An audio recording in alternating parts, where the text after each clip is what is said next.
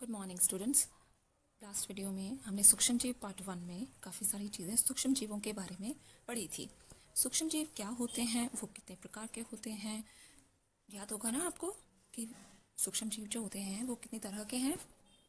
Yes, वो 4 तरह के हैं: जीवाणु, कवक, प्रोटोजोआ और शैवाल। इसके अलावा हमने एक और सूक्ष्म जीव के बारे में भी जाना था जिसको हम विषाणु या वायरस कहते हैं।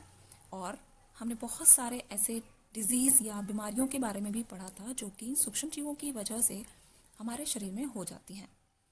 इसके अलावा हमने इनके कुछ पिक्चर्स देखे थे जो कि माइक्रोस्कोपिक व्यूज़ के थे, यानी कि इनको माइक्रोस्कोप से देखकर बनाया गया था। कुछ इनके पिक्चर्स के बारे में जाना था, एक विषाणु के पिक्चर्स के बारे में भी देखा हमने, है ना। अब हम आज कर रहे हैं कि सूक्ष्म जीव जो होते हैं वो हमारे मित्र कैसे होते हैं। तो इसके लिए आइए थोड़ा डिटेल में डिस्कस कर लेते हैं। तो सूक्ष्म जीव जो होते हैं इसका सबसे बड़ा उपयोग क्या है कि इसको यूज़ किया जाता है रोज़ाना क्या बनाने में, दही, ब्रेड और केक बनाने में। सूक्ष्म जीवों की मदद से ही ये सब बनाए जाते हैं। और दूसरा प्रयोग है इसका कि सूक्ष्म जीवों का उपयोग अल्कोहल बनाने में भी किया जाता है। प्राचीन काल में ही बेटा सूक्ष्म जीवों का इस्तेमाल किया जाता था शराब बनाने में। ठीक है। तीसरा उपयोग पर्यावरण को स्वच्छ रखने के लिए भी इनका बड़ा योगदान है।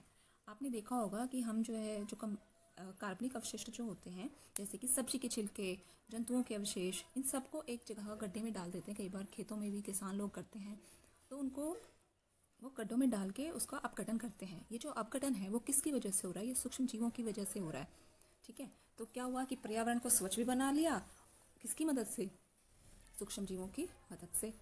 अब सूक्ष्म जीवों का चौथा उपयोग है औषधि उत्पादन, यानी कि बहुत सारी दवाइयाँ बनाने में इनका प्रयोग किया जाता है। इस टॉपिक को हम बहुत ज़्यादा डिटेल में भी पढ़ने वाले हैं आगे। कृषि में मृदा की उर्वरता में वृद्धि करने में भी इसका उपयोग किया जाता है, जिसको हम नाइट्रोजन स्थिरीकरण भी कहते हैं। नाइट्रोजन स्थिरीकरण के बारे में भी आप डिटेल से समझेंगे।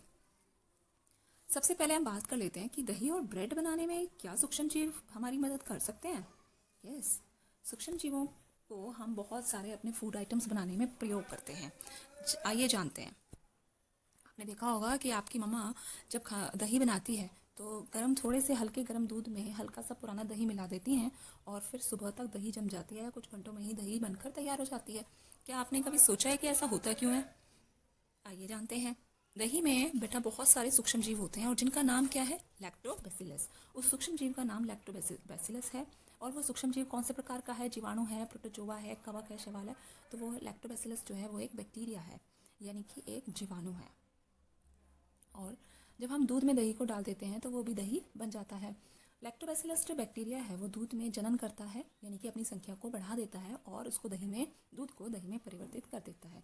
इसी प्रकार जीवाणुओं की सहायता से पनीर, जिसको आप चीज़ बोलते हो, अचार और बहुत सारे अन्य खाद्य पदार्थ भी बनाए जाते हैं। जैसे कि कोई एग्जाम्पल आप देना चाहोगे? जी, इडली हुआ, भटूरे हुए, ये तो सब आप खाते ही होगे ना, आपके मुंह में पानी भी आया होगा। और लॉकडाउन में आप अपनी मम्मा को परेशान भी कर रहे होगे कि आज ये बनाइए, आज वो बनाइए, है ना। तो ये सूक्ष्म जीवों की मदद से हम इतनी सारी चीज़ें बना सकते हैं। तो दही जमाने के लिए सूक्ष्म जीवों का प्रयोग किया जाता है। इसके अलावा इडली को भी इसी प्रोसेस से बनाया जाता है। इसमें भी कोई सूक्ष्म जीव का प्रयोग किया जाता है ना। इसके अलावा और भी एग्जाम्पल्स हैं इसके, जैसे कि ढोकला और बहुत सारी अन्य चीज़ें। आइए इस विधि को थोड़ा सा विस्तार से जान लेते हैं। जीवाणु जो होते हैं, या फिर हम इसकी जगह ईस्ट का भी इस्तेमाल करते हैं, वो भी एक तरीके के सूक्ष्म जीव ही है। उसको आटे में मिला दिया जाता है और एक प्रक्रिया होती है जिसको हम बोलते हैं किण्वन। किण्वन की जो विधि है, ये देखिए, किण्वन की जो विधि है, इस विधि के द्वारा ही हमारा जो बैटर तैयार होता है, यानी कि चावल के आटे से हम इडली बनाने के लिए एक बैटर बना लेते हैं या डोसा बनाने के लिए एक बैटर बना लेते हैं। तो जो किण्वन की प्रक्रिया है वो होती कैसे है उसको समझ लेते हैं एक बार। एक छोटी सी एक्टिविटी है कि हमने एक बर्तन में आधा किलोग्राम आटा या मैदा लिया है और थोड़ी सी चीनी डालकर उसको गर्म जल से, यानी कि गर्म पानी से उसको मिक्स किया।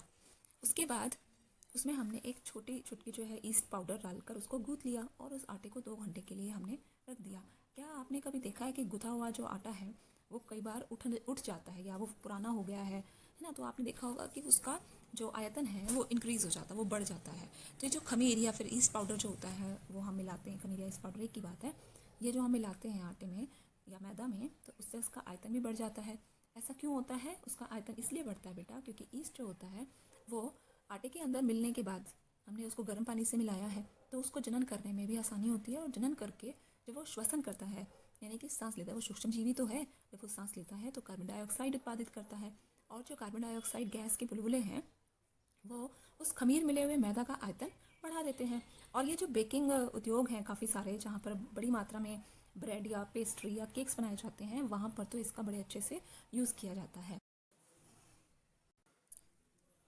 तो ऐसे बहुत सारे एंटीबायोटिक्स हैं जिनको कवक या जीवाणु से बनाया जाता है, यानी कि इन सूक्ष्म जीवों का प्रयोग किया जाता है हमारे लिए एंटीबायोटिक्स बनाने के लिए। तो आपने कभी सोचा था इस बारे में कि ये सूक्ष्म जीव जो हैं हमारे लिए इतने ज़्यादा हेल्पफुल भी हो सकते हैं? तो इसका चिकित्सा में उपयोग भी किया जाता है, औषधियाँ बनाने के लिए भी किया जाता है। ऐसा 1929 में एक साइंटिस्ट हुआ करते थे, अलेक्जेंडर फ्लेमिंग, जो कि जीवाणु से होने वाले रोगों पर रिसर्च कर रहे थे। और रिसर्च करते टाइम उन्होंने देखा कि उन जो वो दश्तरी यूज़ कर रहे थे, प्लेट्स जो भी यूज़ कर रहे थे, उन्होंने वहाँ पर हरे रंग के कुछ फफूंद के छोटे छोटे बीजाणु देखे। ऑफ कोर्स उन्होंने माइक्रोस्कोप से ये सब देखा होगा, क्योंकि हमारी आंखों से वो नज़र नहीं आते हैं। उन्होंने फिर पाया कि जो फफूंद है वो जीवाणु की वृद्धि को रोक रहा है, और फफूंद को जीवाणुओं को मारने के लिए इस्तेमाल किया जा सकता है। तो देखा, एक सूक्ष्म जीव जो है वो दूसरे सूक्ष्म जीव को ख़त्म करने के लिए इस्तेमाल किया जा सकता है। और उन्होंने उस पर बहुत सारी रिसर्च की, और उसके बाद उन्होंने एक प्रतिजैविक बनाया, यानी कि एक एंटीबायोटिक बनाया जिसका नाम था पेनिसिलिन। ठीक है, पेनिसिलिन, इन सबको याद कर लीजिए। हमने बहुत सारे साइंटिस्ट के बारे में पढ़ा इस चैप्टर में, और उनके द्वारा खोज जो की गई थी उनके बारे में भी जाना है। इन सबको आप अपने नोट्स में भी नोट कर सकते हो।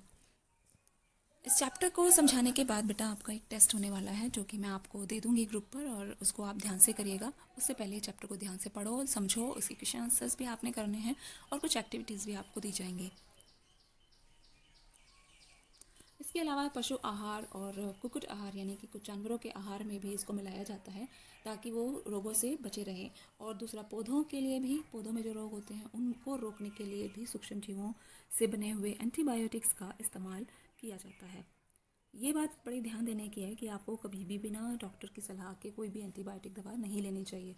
और अगर डॉक्टर आपको कोई कोर्स बताते हैं, यानी कि एंटीबायोटिक्स आपको देते हैं और कहते हैं कि आपको ये 3 दिन तक खानी है, सपोज़ करिए, यानी 3 दिन तक खानी है और 3 टाइम खानी है, तो वो जो कोर्स होता है उसका अच्छे से पूरा करना चाहिए, उसको बीच में छोड़ना नहीं चाहिए। क्योंकि अगर आप उस टाइम पे एंटीबायोटिक्स को अच्छे से नहीं लेते हैं, तो क्या होगा कि जब आप अगली बार बीमार होगे तो वो एंटीबायोटिक्स आपके शरीर पर काम उतनी अच्छे से नहीं कर पाती हैं, और आप ठीक भी नहीं हो पाते हैं। ठीक है, अब आपको पता होगा कि जब सर्दी खांसी जुकाम होता है या हमें फ्लू होता है, तो उसके लिए एंटीबायोटिक्स नहीं दी जाती हैं। और ऐसा कहा जाता है कि आप उसके लिए कोई ऐसी दवाई नहीं होती, जैसे कि कोरोना वायरस या कोविड-19 जो फैला है, उसके लिए भी अभी तक कोई भी दवाई काम में नहीं आ रही है। ऐसा क्यों? क्योंकि ये विषाणु के द्वारा होता है। ठीक है, अब आ जाते हैं वैक्सीन्स। वैक्सीन्स भी कुछ बनाई जाती हैं, यानी कि टीके भी कुछ बनाए जाते हैं, जो कि हमें बीमारियों से बचाते हैं। आपने देखा होगा नन्हे नन्हे बच्चों को भी बहुत सारे टीके लगाए जाते हैं। ये टीके आपको भी लगे होंगे, आप अपने माता पिता से इसके बारे में जान सकते हैं। और अपना टीकाकरण वाला एक कार्ड होता है, उसके बारे में अभी मैं डिटेल में बताऊंगी आपको। तो बेटा, जब हम सूक्ष्म जीव जो होते हैं हमारे शरीर में प्रवेश कर जाते हैं, तो क्या होता है कि हमारा जो शरीर है उनसे लड़ने के लिए एक प्रतिरक्षी उत्पन्न करता है, और हमारे शरीर को याद भी रहता है कि जब वो हमारे शरीर में दोबारा आएगा तो उससे किस प्रकार से लड़ना है। ठीक है, अगर हमारे शरीर में मृत, यानी कि मरे हुए या फिर निष्क्रिय, जो कि एक्टिव नहीं है, ऐसे सूक्ष्म जीवों को एक स्वस्थ व्यक्ति के शरीर में अगर एंट्री करा दी जाए, तो क्या होगा कि शरीर की कोशिकाएं जो हैं उसके अनुसार लड़ने के लिए अपनी कैपेसिटी बना लेती है, और उस कैपेसिटी को प्रतिरक्षी बोला जाता है। और ये जो प्रतिरक्षी उत्पन्न होते हैं ना हमारे शरीर में, वो उस रोग को नष्ट कर देते हैं। ये जो प्रतिरक्षी है ये हमारे शरीर में बेटा हमेशा के लिए बनी रहती है, यानी कि एक बार टीका लगवाना होता है और वो फिर पूरी उम्र हमारे उस होने वाले रोगों से हमारी बचाव करता है, हमारी सुरक्षा करता है।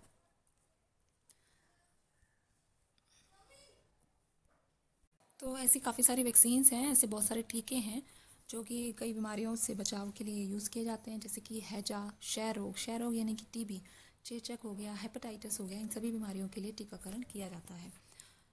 बच्चों, एडवर्ड जेनर एक साइंटिस्ट थे जिन्होंने चेचक के लिए 1798 में टीका बना दिया था। उन्होंने चेचक के टीके की खोज की थी और बहुत सारे लोगों की जान भी बचाई थी। आपको भी आपके बचपन में बहुत सारे वैक्सीन्स या टीके लगे होंगे, तो आप उन सब की एक लिस्ट बना सकते हो। ठीक है, और अपने माता पिता की इसमें मदद भी ले सकते हो। मैं आपको दिखा देती हूँ। ये जो आपको टीकाकरण वाला कार्ड होगा आपका, उसमें उन सभी टीकों की एंट्री की जाती है जो जो आपको दिए जा चुके हैं। ठीक है, इसको आप अपने माता पिता की मदद से एक सूची में बना सकते हो। आइए आप जानते हैं कि सूक्ष्म जीव जो होते हैं वो हमारे खेतों में मिट्टी की उर्वरता बढ़ाने के लिए कैसे काम आ सकते हैं, यानी कि मिट्टी को उपजाऊ भी कर सकते हैं। तो कुछ जीवाणु या फिर नीले या हरे रंग के जो शैवाल होते हैं वो वायुमंडलीय नाइट्रोजन का स्थिरीकरण करते हैं। इसका मतलब क्या है कि वायुमंडल से, हमारे एटमॉस्फेयर से वो नाइट्रोजन ले लेते हैं और पौधों की जड़ें जो होती हैं वहाँ पर नाइट्रोजन स्थिरीकरण करते हैं। और नाइट्रोजन बढ़ जाने की वजह से हमारी मिट्टी जो होती है खेतों की वो उर्वर हो जाती है, उपजाऊ हो जाती है। इसी प्रकार इस प्रोसेस को हम पूरी प्रक्रिया को बोलते हैं नाइट्रोजन स्थिरीकरण। और जो जीवाणु जो नाइट्रोजन स्थिरीकरण करते हैं उनको नाइट्रोजन स्थिरीकारक कहा जाता है। इसी प्रकार सूक्ष्म जीव जो होते हैं वो पर्यावरण का शुद्धिकरण करने में भी इस्तेमाल किए जाते हैं। और आपने देखा होगा कि कई बार माली जो होते हैं या खेतों में जो किसान होते हैं वो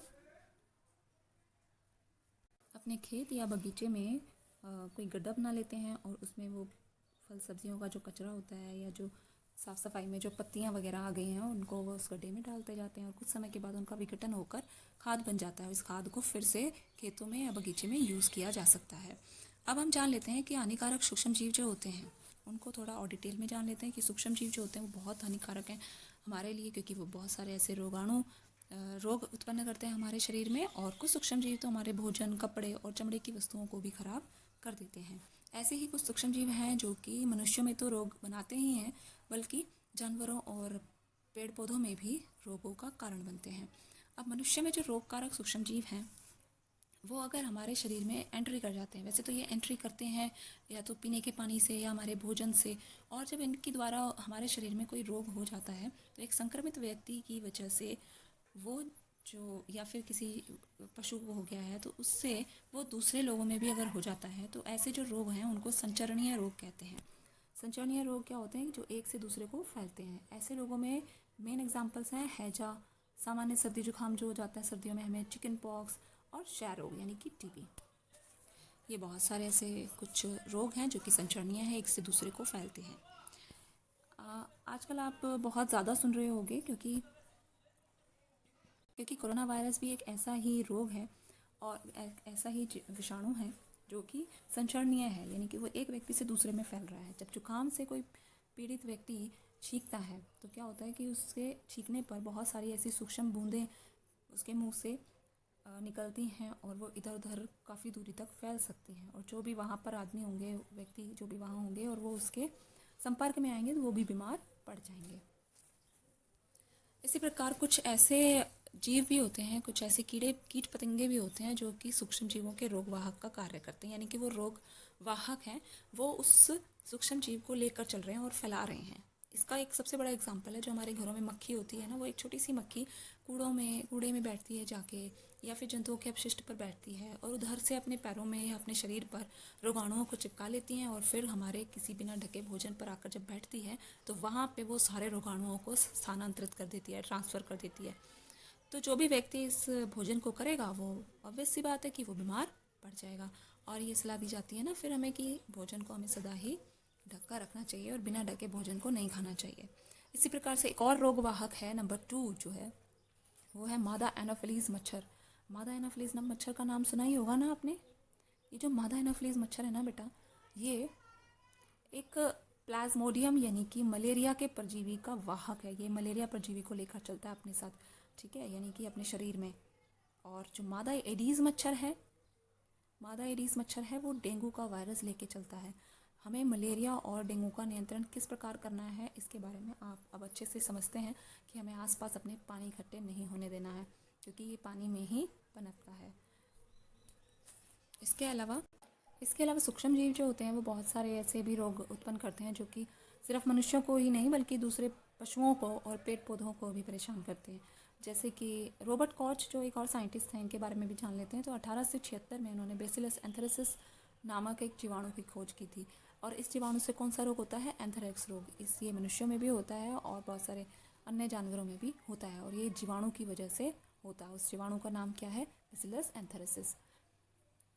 कुछ पौधों में भी रोग हो जाते हैं, जैसे कि गेहूँ, चावल, आलू, गन्ना, संतरा, सेब, ये सब जो हैं कुछ फसलें जो होती हैं या कुछ पौधे होते हैं, इनमें भी सूक्ष्म जीव रोग उत्पन्न करते हैं और इनसे बचाने के लिए भी उनमें दवाइयाँ छिड़की जाती हैं। ठीक है, ये जैसे कि इस टेबल में दिया हुआ है, इस टेबल को आप अपनी कॉपी में भी करेंगे। नींबू कैंकर एक रोग है। नींबू कैंकर एक रोग है जो कि किसकी वजह से होता है? जीवाणु की वजह से होता है। और ये जीवाणु आता कैसे है, कैसे फैलता है? वो हवा के जरिए फैलता है।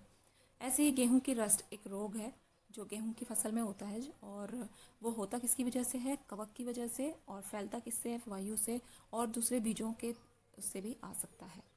भिंडी की पीत, ये एक और रोग है जो कि पेड़ पौधे में हो रहा है, तो उसको वो वायरस से फैल रहा है और इसको रोग वाहक इसके कौन है? कीट पतंगे।